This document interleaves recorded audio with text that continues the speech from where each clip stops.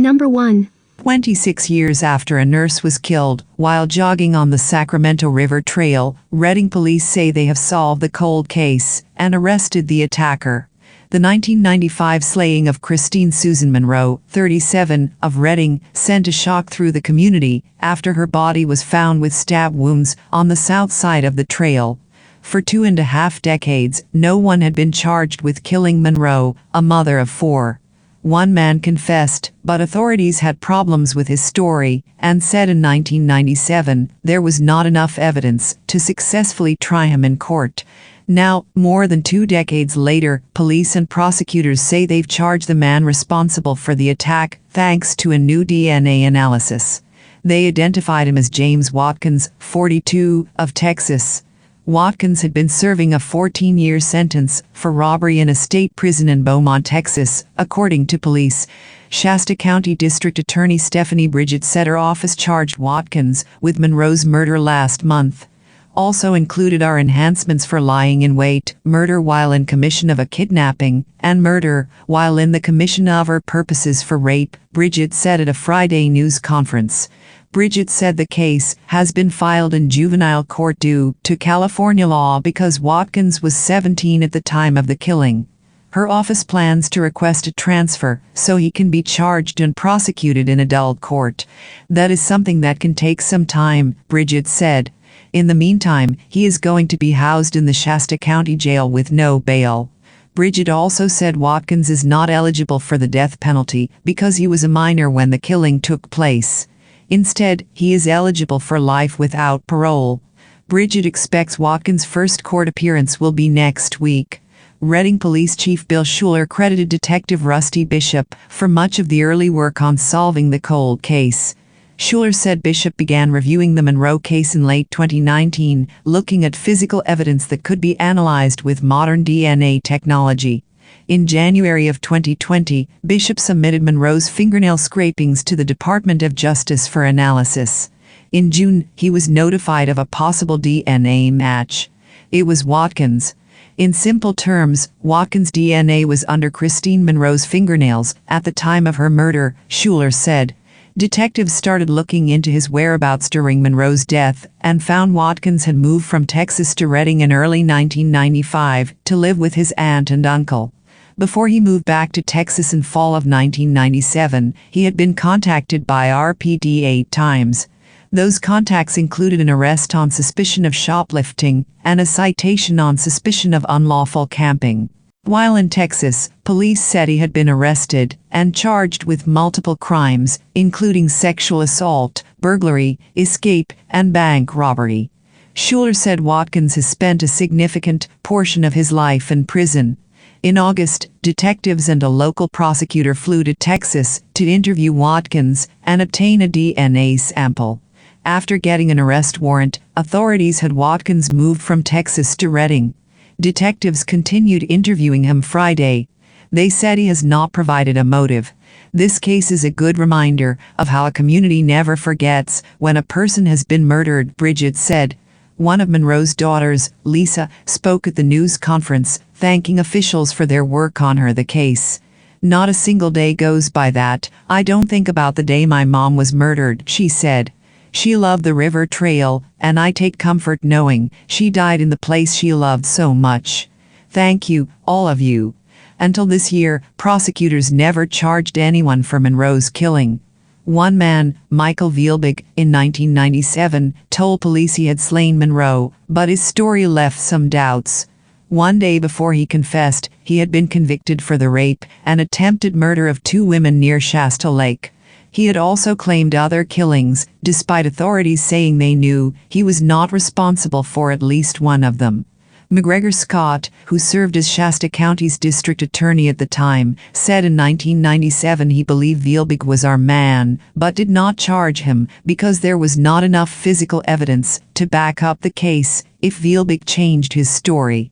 Scott also said Vielbig's story was inaccurate and lacked detail. Scott took a month to consider the case after RPD recommended Vielbig be charged with the crime, according to Record Searchlight archives. One police investigator later said Vielbig's version of the crime didn't match with the attack police pieced together. The investigator theorized Vielbig wanted to stay in the media spotlight and go to prison with a murder charge, which might have earned him more respect among some in prison. It's not the first time Bishop has been credited for his help in a cold case. In 2019, police had lauded him for his work on the 2013 murder of Charles Roy Sweetwood. Number 2. Henry Stewart, Lord Darnley, lay murdered in the orchard at Kirkhoe Field, Edinburgh, wearing only his nightclothes.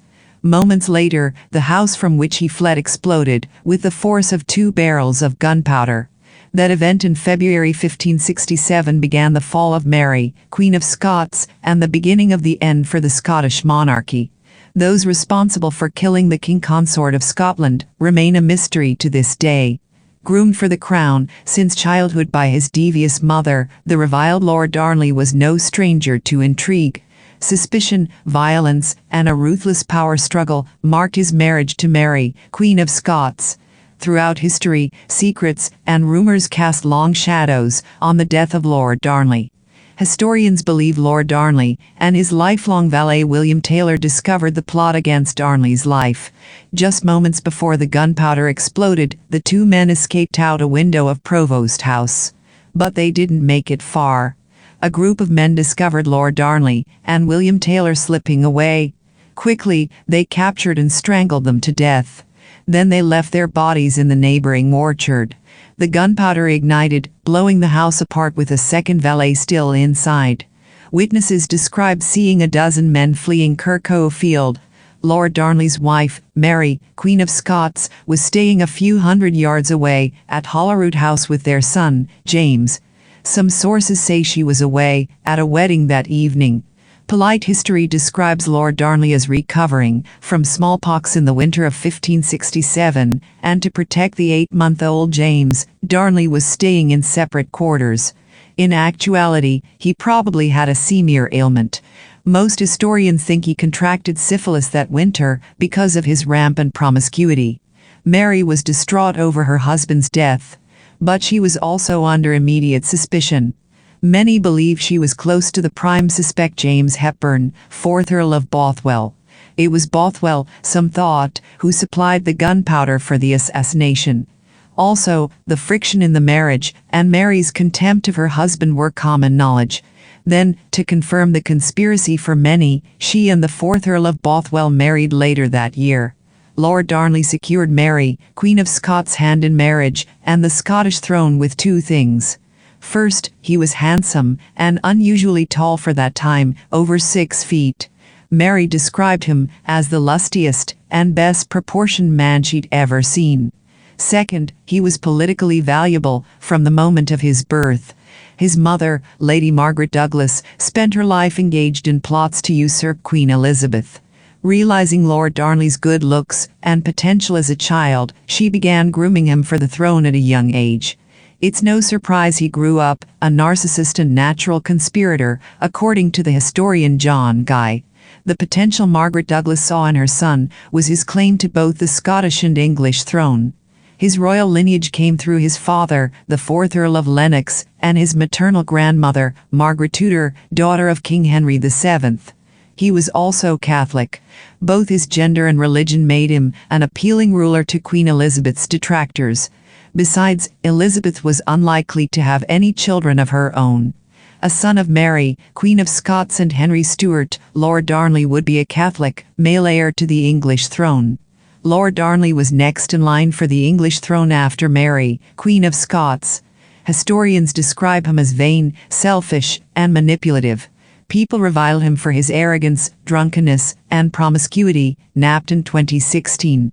Tensions arose in the marriage soon after the wedding because he wanted Mary to be submissive to him. Seeing his behavior, Mary only granted the title of King Consort to Darnley. In essence, he was only the husband of a ruling queen. As a result, he would lose his title as soon as an heir came of age, or if Mary died before she could produce an offspring. It placed Darnley in a unique position of having his power and position threatened by his child. Power-hungry and entitled, Darnley resorted to conspiring with the Protestant Confederate lords who opposed Mary, Queen of Scots. Darnley and the lords planned a coup, beginning with the murder of Mary's private secretary, David Rizzio. Darnley hated Rizzio for his close friendship with Mary. Also, rumors suggested that Rizzio was the father of the child that Mary was carrying inside her. Darnley and the group of nobles stormed into the Queen's private chambers where Rizzio and Mary were dining. The lords stabbed Rizzio over 50 times. Darnley hoped the shock of witnessing the murder would cause Mary, then 6 months pregnant, to miscarry. In part, the coup failed because Lord Bothwell came to Mary's aid. Mary had plenty of motive for Lord Darnley's murder. There was the coup in his assassination of David Rizzio. Plus, his promiscuity, foul temper, and ongoing plots to seize power earned him great disdain. But the motive wasn't the most damning evidence against her. The most damaging support of conspiracy was a small silver casket in Lord Bothwell's possession. Within it was 8 unsigned letters, love sonnets, and 2 marriage contracts, collectively called the casket letters. They have been the subject of inquiry and speculation through the centuries. However, Mary maintained the casket letters were forgeries.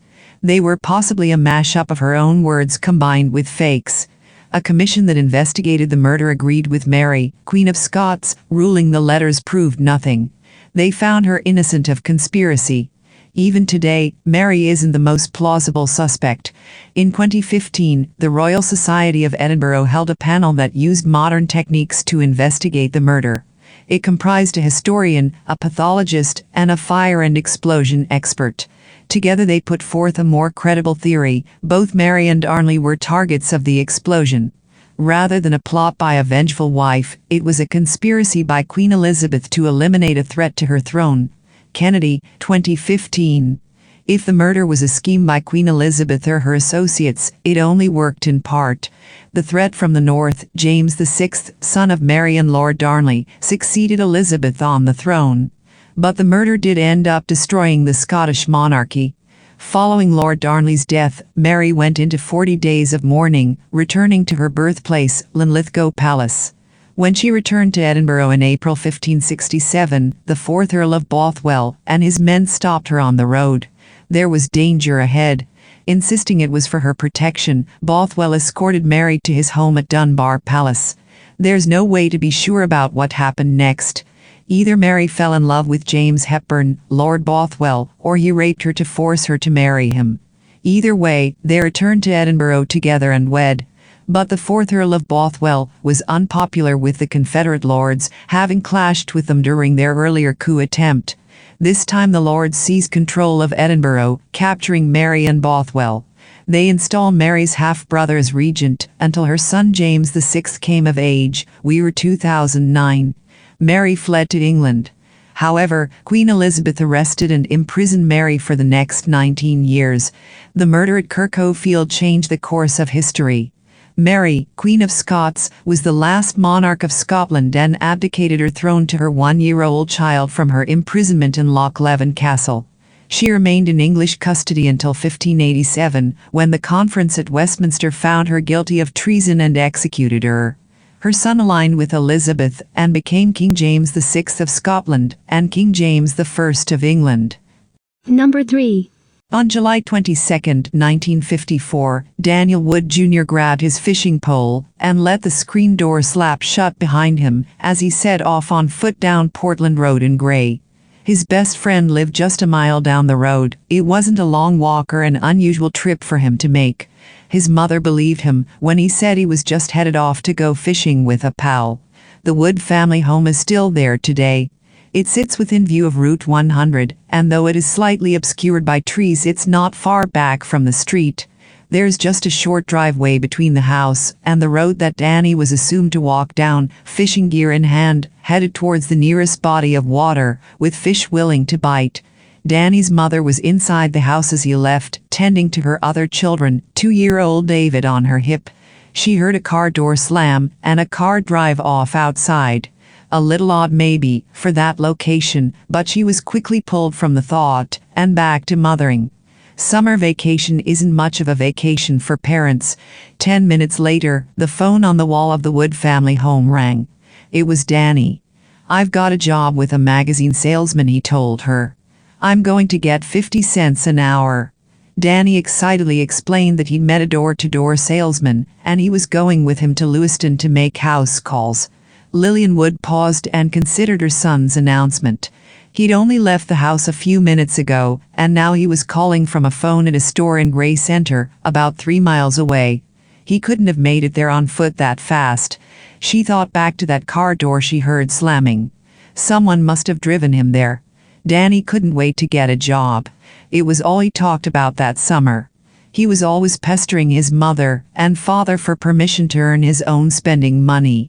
At 12 years old, the employment opportunities weren't exactly plentiful, but bowing to their son's unrelenting requests, they told Danny he could sign up for a job picking beans at a farm nearby in late August.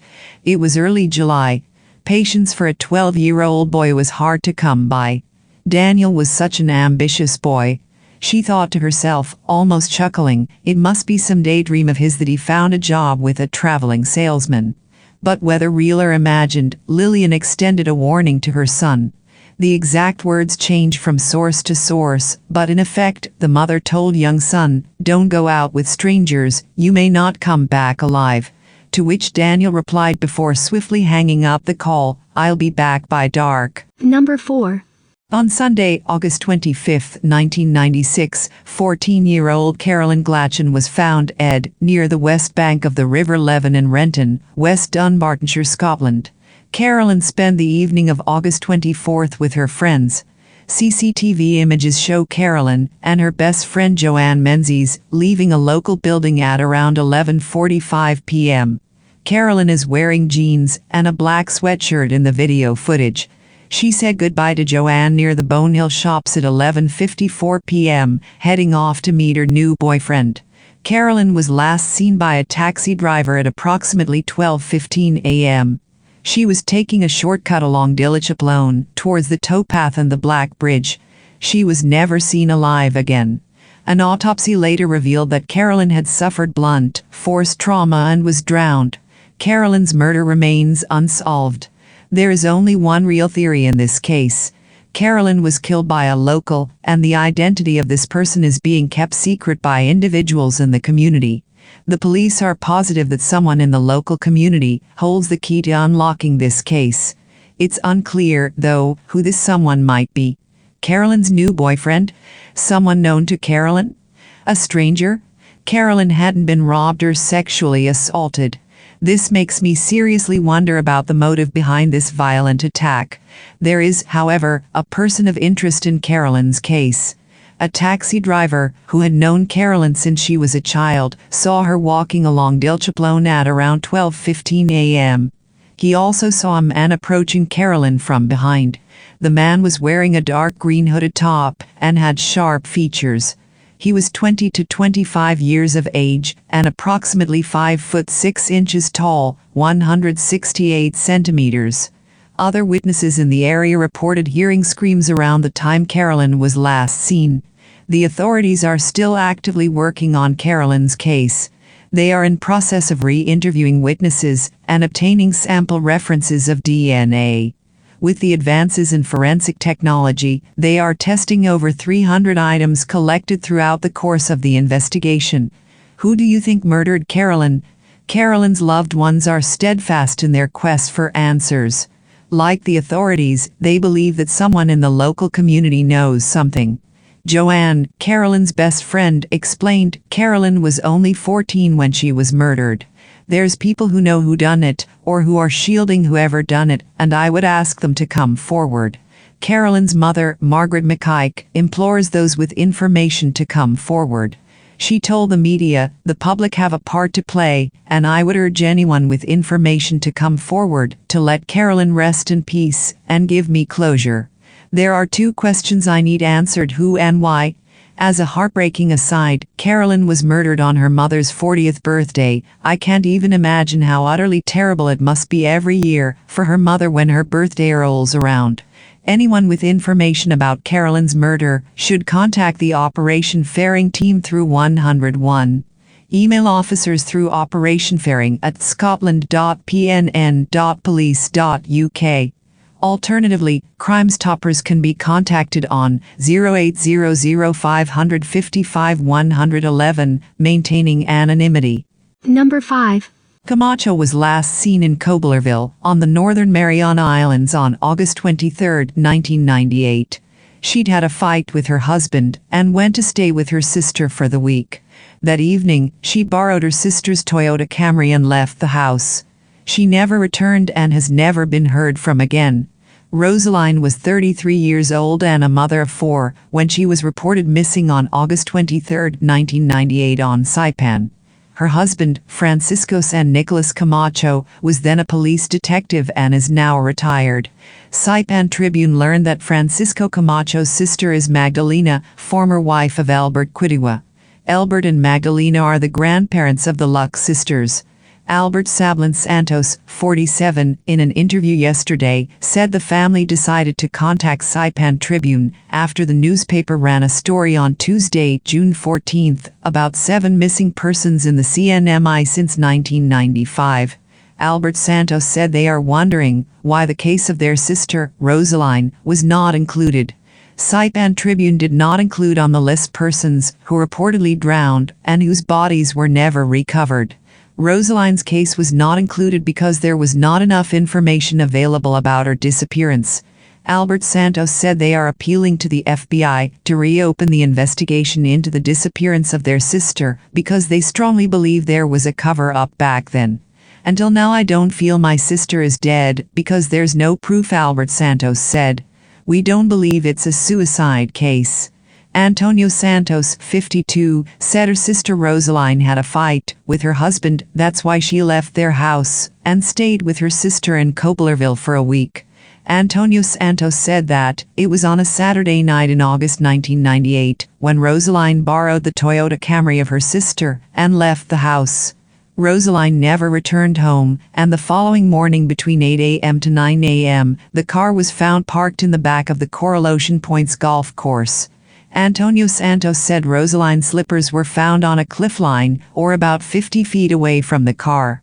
Albert Santos pointed out that police did not cordon the car at the scene with yellow tape and that investigators did not lift fingerprints.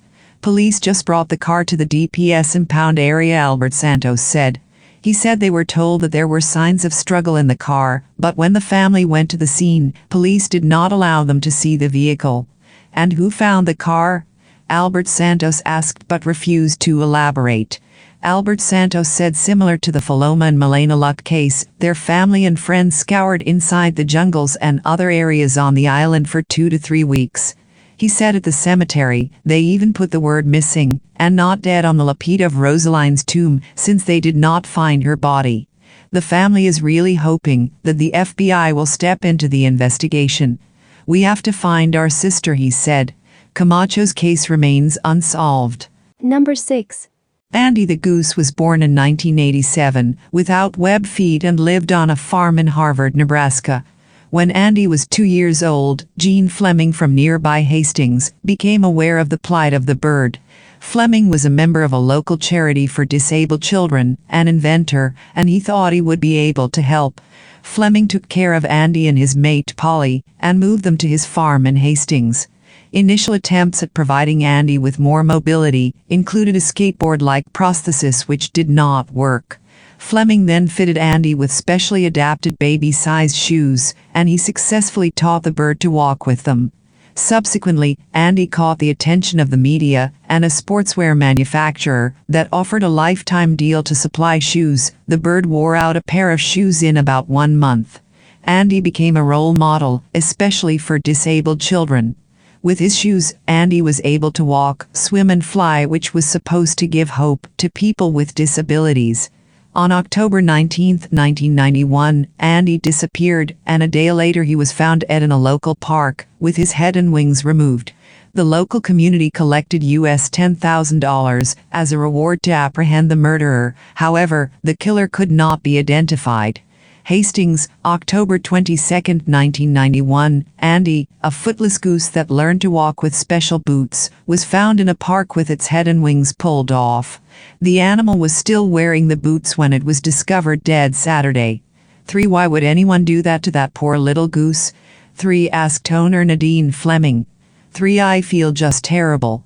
He was my pet and he never hurt anybody, but somebody broke into his house, kidnapped him and killed him.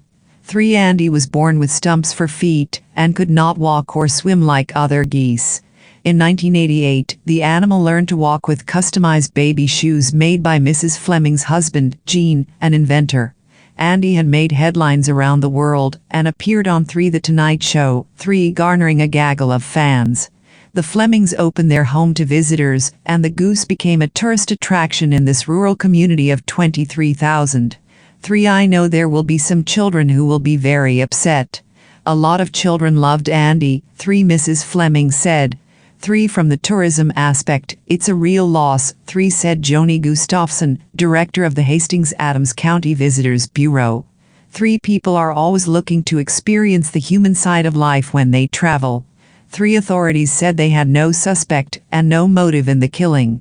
3. It's just a very senseless destruction of an animal that I think you call nationally recognized, or certainly has received national attention, 3. Said Sheriff Greg McGee.